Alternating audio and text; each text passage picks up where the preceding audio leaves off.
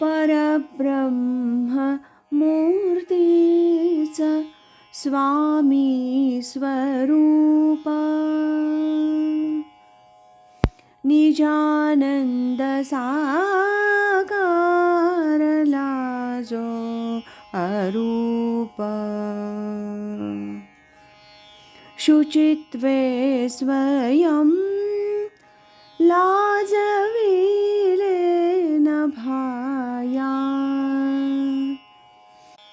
नमस्कार माझा गुरुस्वामी पाया.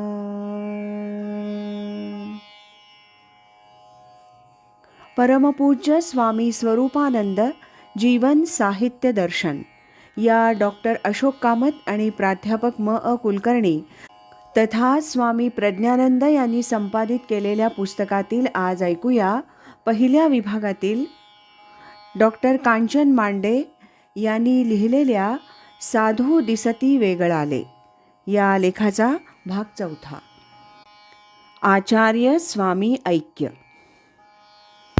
या लेखाच्या पहिल्या 3 भागामध्ये आपण स्वतंत्रपणे आचार्य आणि स्वामींच्या तत्त्वज्ञानाचा स्थूलमानाने परिचय करून दिलेला ऐकला. आता या 2 अलौकिक व्यक्तिमत्वांच्या ऐक्याचा परिचय करून घेऊ. केवळ अद्वैत हा आद्य शंकराचार्य आणि स्वामी स्वरूपानंद यांच्यामधील आहे व तंतू. एकाच्या ठिकाणी चिदानंदरूप शिवोहम शिवोहम अशी जाणीव होती, तर दुसऱ्याच्या ठिकाणी देव अंतर्बाह्य कोंदाटला होता. प्रस्थानत्रयीवर भाष्य हा आचार्यांचा मार्ग जणू काही भावार्थ दीपिका, अमृतानुभव आणि चांगदेव पासष्टी या 3 ग्रंथांच्या अनुवादातून स्वामींनी अनुसरलेला दिसतो. काळाच्या दृष्टीनं आचार्य आणि स्वामी पूर्व अपर असल्याने फक्त स्वामींनी आचार्यांचं अनुसरण केलं अशी रचना झाली. अन्यथा आत्मप्रभेने प्रकाशित झालेल्यांना पूर्व अपरत्व कुठलं? भक्ती स्तोत्र आणि प्रकरण ग्रंथ या दोन्ही माध्यमामधून आचार्यांनी सामान्य माणसाशी जवळीक साधली. त्या काळी स्तोत्र रचना हे समाज प्रबोधनाचं साधन ठरलं.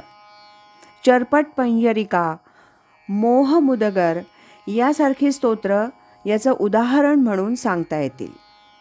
स्तोत्र रचना किंवा प्रकरण ग्रंथ हे समाजाला एकत्रित समूहाला केलेलं उद्बोधन आहे. त्याचा व्यक्तिगत पातळीवर उपयोग नाही असं नाही.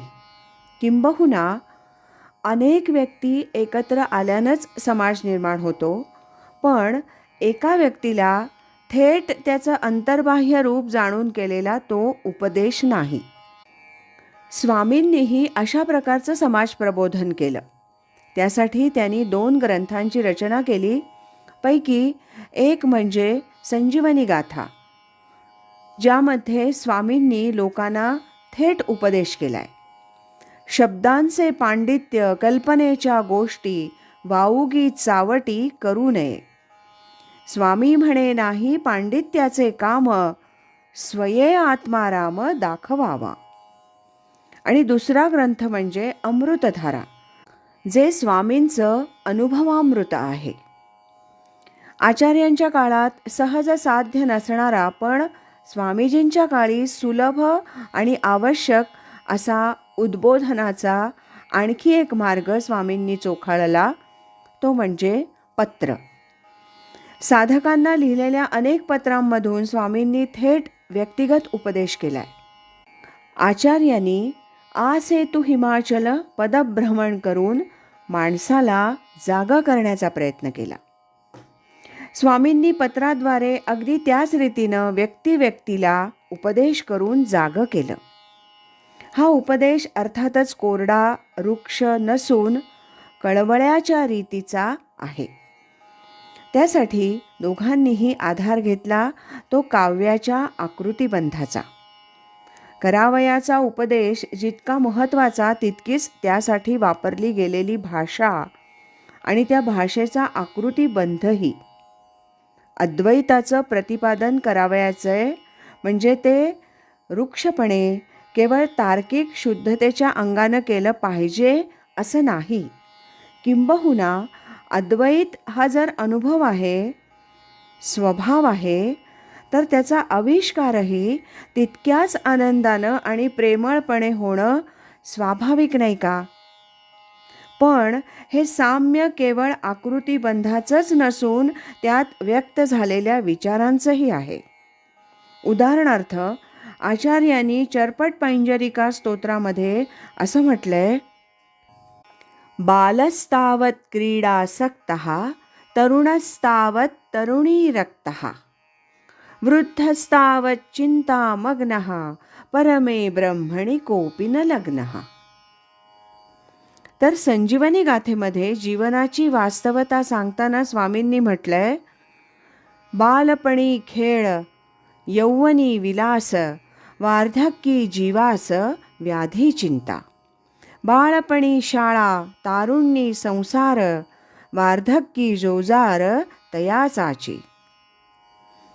भाषिक साम्य, वैचारिक साम्य हा केवळ योगायोग किंवा ती भाषेची मर्यादा आहे म्हणून त्याच आशयाची शब्दरचना केली गेली असं म्हणता येत नाही. कारण हे लौकिक साहित्य नसून विशिष्ट हेतूनं केलेली रचना आहे.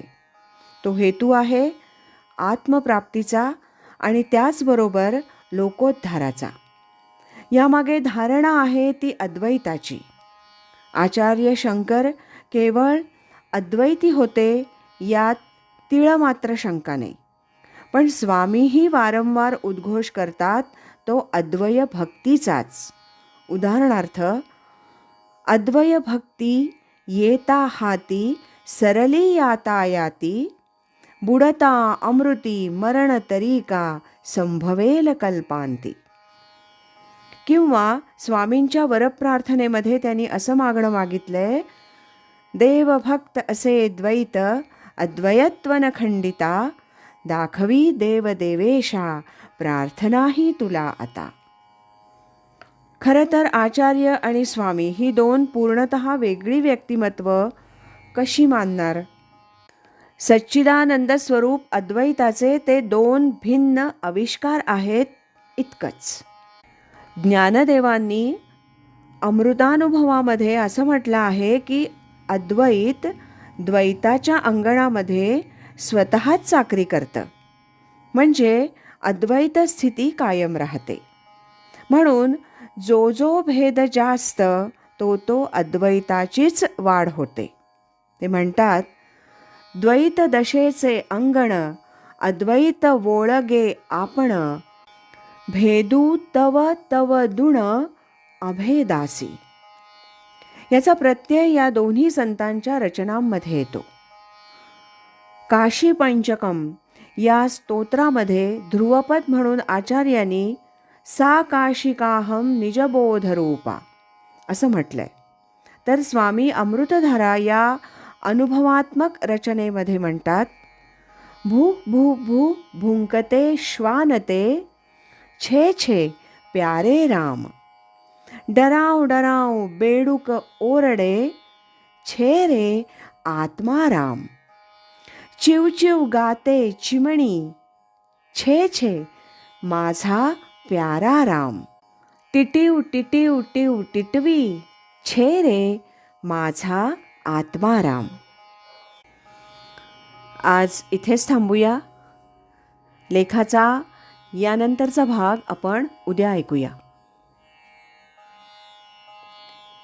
श्रीमत् सच्चिदानंद सद्गुरु श्री स्वामी स्वरूपानंद महाराज की जय.